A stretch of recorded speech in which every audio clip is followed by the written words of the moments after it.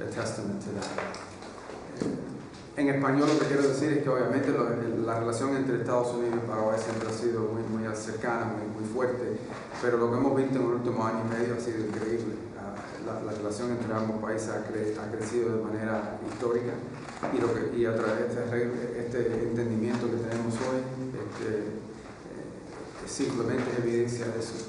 Y lo que estamos buscando es crear una relación que no solamente siga creciendo, pero que sea parte de algo permanente, que no importa los cambios en gobierno que vienen, por ejemplo, en nuestro sistema, cada 4 o 8 años vemos cambios, pero que la base, la fundación de la relación entre los países pueda sobrevivir cualquier cambio político que existan en el futuro.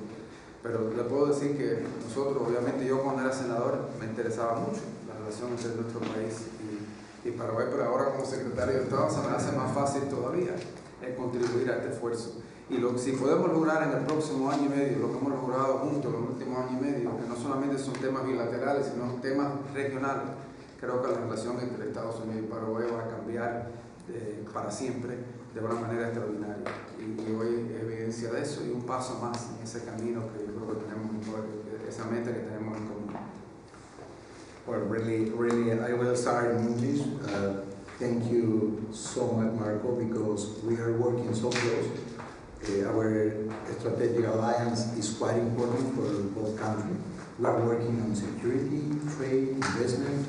We are working not only at the level of bilateral cooperation on security. We are looking the whole map on the security cooperating in our region, but also globally. That is that we share values and principles, freedom, democracy, human rights, rule of law, that allow us to work very close together. I would like to thank, through this agreement today, we are still deepening our cooperation. And thank you so much, Marco, because your work is quite hard for us. Agradezco enormemente la cooperación con Estados Unidos. La arquitectura de la política exterior de Estados Unidos bajo el liderazgo de Marco nos permite tener una visión compartida y construir en ese sentido las mejores relaciones en la historia entre Paraguay y Estados Unidos. Muchas gracias, Marco. Okay. Well, all signed.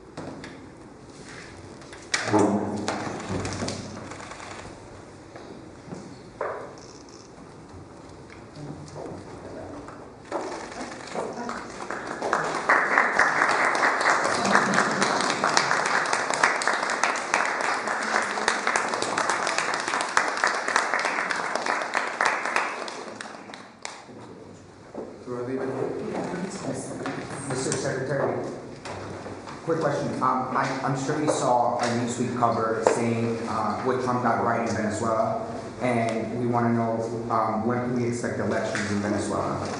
It's a process. I mean, they have to happen.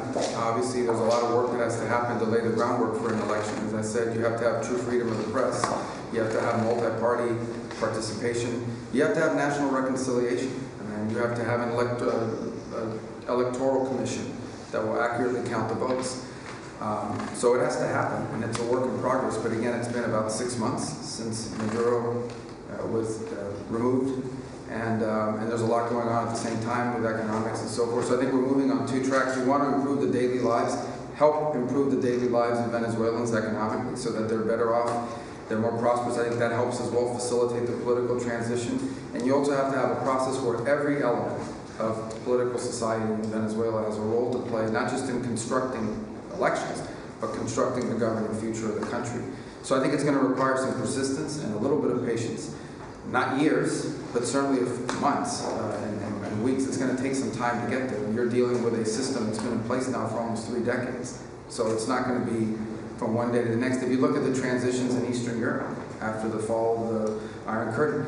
If you look at Paraguay, a country that undertook a transition from authoritarianism to democracy, it took them almost 3.5 years to complete that process. These things are difficult; they don't happen. I know we are all used to instant results, or at least expectations of instant results. But if you want to do it right, what you want to have is a democratic transition that happens, that brings society together, where there's a national reconciliation, where you have political parties that are able to openly and freely participate, where you have an electoral count, but you also have an economy and a country whose institutions are functioning so that they're not inheriting a disaster, they're not inheriting a reconstruction process, they're inheriting a functional state.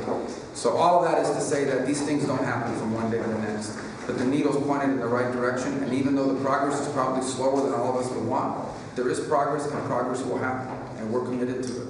Secretary, can you speak about the latest on Iran and whether we're close to reaching a deal? We've seen the messaging from the Qataris about their mediation. How do you see the possibilities of a deal with Iran and with their talks? Well, I think there's two things to talk about when there's a deal. There's the big deal, which is the one that has to do with their nuclear ambitions. They can never have a nuclear weapon. The president's been clear about that. So the denuclearization of Iran is the ultimate deal. I think the immediate deal, and the one that you're seeing a lot of focus on, is the Straits. The Straits, there are ships moving through the Straits. There's oil moving right now through the Straits. So the Straits are open. Nonetheless, I think that there's a conversation and a negotiation that we are involved in between Oman and Iran on how more ships can be able to go through there safely in the short term as we move towards these longer term talks about denuclearization. And suffice it to say, there's been progress made in those talks, but not finality yet. We're hoping that will happen very shortly. Okay? Thank you guys. Thank you so much. Thank you.